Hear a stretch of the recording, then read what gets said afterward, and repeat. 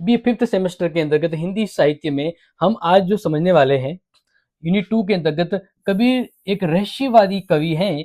इसको किस प्रकार से मान लीजिए प्रश्न आ जाए तो एग्जाम में लिखोगे कि कबीर एक रहस्यवादी कवि हैं, इसे आप किस प्रकार से एग्जाम में अच्छे से लिखो, उसी पर आधारित मैं ये आपको समझाने की कोशिश कर रहा हूँ।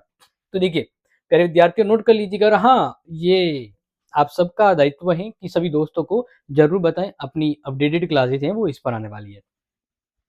देखो, कबीरदास जी हिंदी साहित्य के एक अनूठे कवि हैं, और ये तो आप जानते हैं, इसीलिए मैं कबीरदास जी को ही हिंदी साहित्य में पढ़ा रहा हूं, जिन्हें रहस्यवाद, मैं कहता मिस्ट्रियस रहस्यवाद का स्तंभ माना जाता है। उनका रहस्यवाद किसी किताबी ज्ञान से नहीं है, क्योंकि किताबी ज्ञान पढ़ के है ना टोरा लगा के जो बन जाता है वैसा नहीं है, ठीक है। ज्ञान से नहीं है, बल्कि उनके निजी अनुभवों और अंतरात्मा की आवाज से निकलता है। किससे? अंतरात्मा की आवाज से।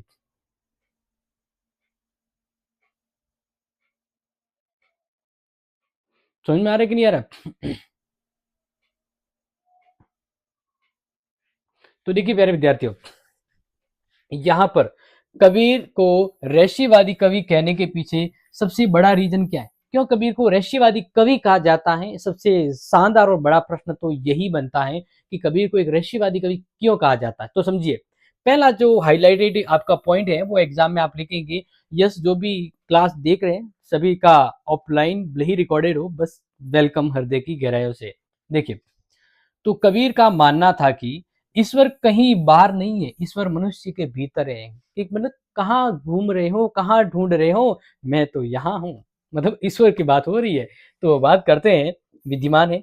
उन्होंने आत्मा को विरहणी, जिसके पीछे पीछे जाते हैं, जिसके लिए हम प्रयास करते हैं, तो विरहणी और परमात्मा को प्रियतनम, समझ लीजिएगा, आत्मा को विरणी और परमात्मा को प्रियतम, क्योंकि यहाँ पर विरह का भाव भी है, और विरह यहाँ पर प्रेम से क्या है? मानव तत्व नहीं है, आत्मा और परमात्मा है। समझ आए ना? पति के रूप में चित्रित किया है, और वे आत्मा के परमात्मा विलीन होने की अवस्था को बड़ी गहराई से समझते हैं। तो रहस्य ही तो है, क्योंकि बिना किसी व्यक्ति को इंडिकेट करते हुए उन्होंने रहस्यवादी तौर पे विरह भावना और प्रियतम का भाव व्यक्त किया है, आत्मा का परमात्मा से मिलन के साथ। प्यारे विद्यार्थियों, तो आगे नोट कर लीजिएगा, इनकी लाइन को, बड़ा शानदार उदाहरण है। लाली मेरे लाल की जित देखू तित लाल, लाली देखण में गई मैं हो गई लाल। तो इस प्रकार से ये जो चीज आपको दिमाग में अच्छे से नोटेड हो रही होगी। अब बात करते हैं यहाँ पर, कबीर को रहस्यवादी कवि माने जाते हैं, इसके पीछे रीजन दूसरा जो है, क्यों? क्योंकि अद्वैतवादी की समझ है, अद्वैतवादी विचारों का इन्होंने बहुत अच्छे से उल्लेख और वर्णन किया है। अच्छे से समझने की कोशिश कीजिएगा। और हम बात करें यहाँ पर, तो देखिए, कबीर ने जीव और ब्रह्म, ब्रह्म मतलब ईश्वर, के बीच अंतर को मिटा दिया है। सच में बिल्कुल मिटा दिया है, क्योंकि इन्होंने अद्वैतवाद का वर्णन किया है ना। अद्वैतवाद तो आप डेफिनेट समझते, इससे पहले हम जितनी भी क्लास आपको पढ़ाई है वो आपको मेन माइटो क्लास में मिल जाएगी। उनके अनुसार जैसे पानी का बुलबुला वापस पानी में मिल जाता है, जैसे पानी का बुलबुला वापस पानी में मिल जाता है, वैसे ही आत्मा मृत्यु के बाद परमात्मा में विलीन हो जाती है। और यही बोध उनके काव्य को रहस्यमय बना देता है। क्यों प्यारे विद्यार्थियों, ये चीजें आपको समझ में आ रही है ना? जीवन एक बुलबुला है, और कभी भी वो बुझ जाएगा, फू हो जाते ही वो हमेशा के लिए परमात्मा से मिलन हो जाएगा। और यही मिस्टीरियस जो रहस्यवादी विचार इन्होंने व्यक्त किए हैं। अब आगे नोट करें, इनके रहस्यवाद के संबंध में तीसरा सबसे इंपॉर्टेंट जो दासु विचार जो है, हठयोग और अंतर्मुखी साधना पर उन्होंने बहुत अच्छे से जोर दिया है। समझ लीजिएगा, क्योंकि कबीर पर नाथपंथियों या सिद्धपंथियों का गहरा प्रभाव तो था ही।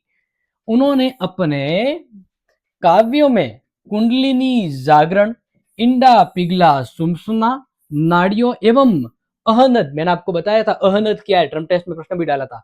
अहनद नाद यानी भीतर सुनाई देने वाला संगीत ध्वनि का जिक्र किया है। और ये सभी चीजें, ये ऐसी अनुभूति है जिन्हें केवल महसूस किया जा सकता है।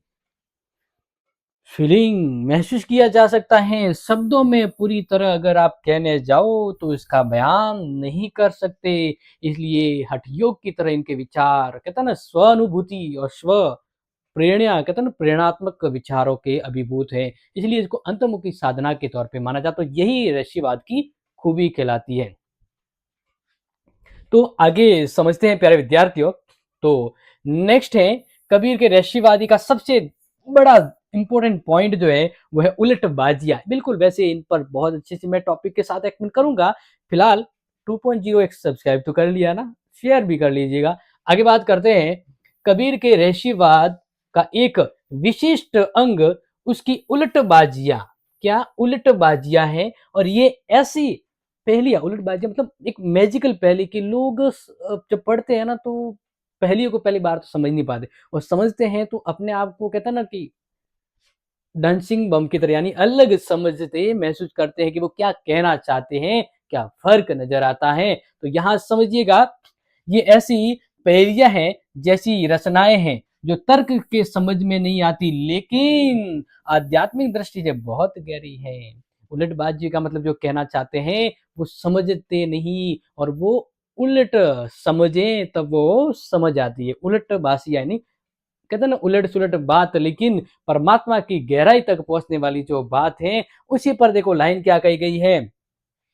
ऐसी पहेलियां जैसी रचनाएं हैं जो मतलब पहेलियों जैसी रचनाएं हैं इनकी। पहेलियां कैसी होती है? पहेली बुझाओ। तो इस तरह से तर्क में समझ नहीं आता लेकिन आध्यात्मिक दृष्टि से बहुत गहरी होती है। इसलिए उदाहरण के तौर पे देखिए, एक अचंबा देखा रे भाई, ढाडा चिय छरावे गाई। अब देखो पहली की तरह अब इसको समझना होगा तो परमात्मा नहीं कहता ना कि आध्यात्मा की आध्यात्मक सोच होनी चाहिए। क्यों? क्योंकि इसका अर्थ क्या है कि आत्मा रूपी शेर इंद्रिय रूपी गायों की वो नियंत्रित कर रहा है। आत्मा रूपी जो शेर है ना, समझिएगा, देखो कितना गजब की बात कही है। आत्मा रूपी जो शेर है ना वो इंद्रिय रूपी गायों को नियंत्रित कर रहा है, पूरे शरीर को वश कर रहा है। यही तो बात यहां पर आपको समझाने की कोशिश कर रहा हूं। इस प्रकार से सहज साधना नोट कर लीजिएगा बड़े शानदार तरीके से। सहज साधना का अगर आ जाए तो नोट कर लेना।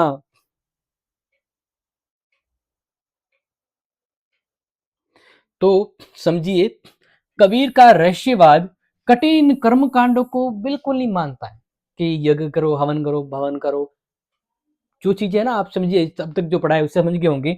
बल्कि ये कहते हैं सहज समाधि का है। वे कहते हैं कि चलते फिरते उठते बैठते ईश्वर की याद में रहना ही असली रहस्यवाद है, कि पाखंडों की तरह कहते ना कि बड़े आडंबर बना के भक्ति स्तुति करना नहीं। अपने अंदर ईश्वर है, उसकी अनुभूति होती है, तही वास्तविकता की अनुभूति होती है। इसलिए ये बहुत ही इंपॉर्टेंट है जो समझ लीजिएगा।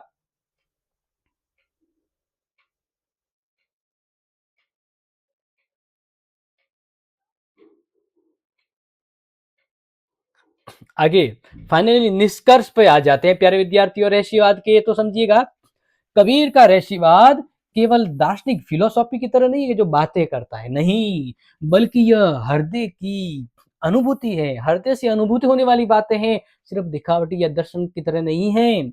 उन्होंने प्रेम के आध्यात्मिक से उस अनंत को पाने, उस ईश्वर को पाने की बात कही है जिसे बुद्धि से नहीं समझा जा सकता। उसकी दृष्टि में जब व्यक्ति में मैं अहंकार की भावना होती है ना तब वो नहीं मिल पाता। और इस प्रकार से जब उनके विचारों को अगर चलते हैं और कहने का मतलब अनंत तक पहुंचते हैं ना तो व्यक्ति के अंदर जो अहंकार की भावना हो ना मैं, वो मिट जाती है। और जब वो मिट जाए तब हरि ईश्वर के दर्शन होते हैं। किसके दर्शन होते हैं?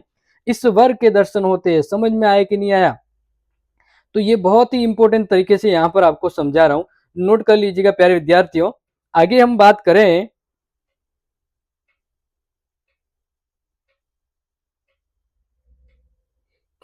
तो जैसा कि आप सभी को पता है आज हमने बहुत ही शॉर्ट एंड स्वीट तरीके से आपको ये जो पढ़ाया है ना वो आपको me and might of class 2.0 में पढ़ा है। तो आप अपने सभी दोस्तों को ये शेयर कर लीजिएगा, क्योंकि अगली जितनी भी लगभग क्लासेज है वो इसी पर आएगी, ठीक है ना। और अच्छे से समझना और ध्यान रखना। और उलटबाजियों पर मैं आपसे एक पहेली कर रहा हूँ, एक नहीं 2 पहेली आपको पूछ रहा हूँ, जिसका उत्तर कमेंट में दे देना। वह कौन सी चीज है जो खुद चलती नहीं लेकिन दूसरों को चलाती है? पहली पहली, अब पहली दूसरी, ऐसी कौन सी चीज है जो जितना सुखाओ, जो जितना ज्यादा सुखाओ उतनी ही गीली हो जाती है? Comment now. तीसरी पहेली है, मैं बिना मुंह के बोलता हूँ, बिना कान के सुनता हूँ, बताओ मैं कौन हूँ? और इसी तरह 4-5 पहेलियां हैं। चौथी पहेली है, वह क्या है जो दिन में सोता है और रात में जागता है, जागता है? और पांचवी पहेली है, एक ऐसी चीज बताओ जो जितनी ज्यादा बढ़ती है उतनी ही छोटी हो जाती है। तो ये था आज की अमेजिंग क्लास का अमेजिंग क्लोजअप। प्यारे विद्यार्थियों, जोश जुनून के साथ इस क्लास को शेयर कर लीजिएगा, स्टेटस लगा लीजिएगा, क्योंकि आखिर में मी एंड माय क्लास ही है जो धुरंधर और झंडे गाड़ सकते हैं। तो मेरा प्यारे विद्यार्थियों, मिलते हैं अगली इंपोर्टेंट क्लास में। जय हिंद, जय भारत।